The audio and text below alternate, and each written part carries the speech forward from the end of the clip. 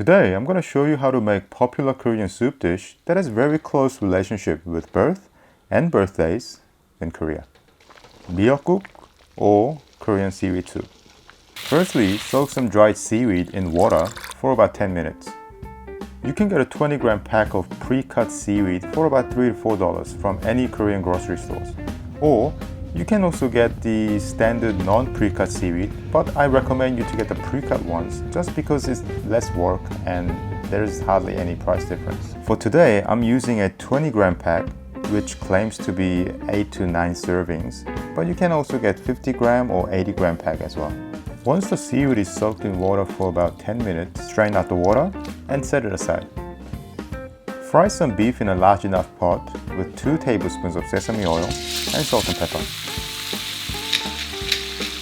I'm using 500 grams of pre-cut beef for convenience, but you can use less meat, and any cut of beef is fine as long as it's cut into pieces. Once the meat is fully cooked, add 2 tablespoons of Korean soup soy sauce, 1 tablespoon of Korean fish sauce, some garlic, then cook for about 10 minutes. If you don't have Korean fish sauce, just use 3 tablespoons of soup soy sauce instead of 2.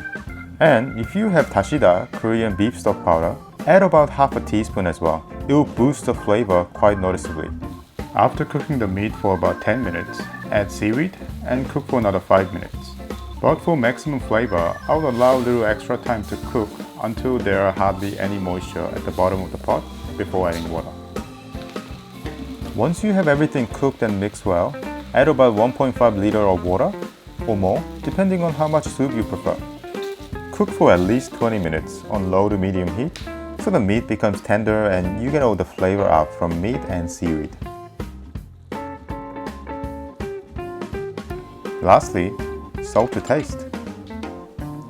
If you have a Korean friend, girlfriend, boyfriend, husband, wife, or anyone you care about who recently gave birth or has birthday coming, try something little different by making this soup for them and explain the meaning behind it.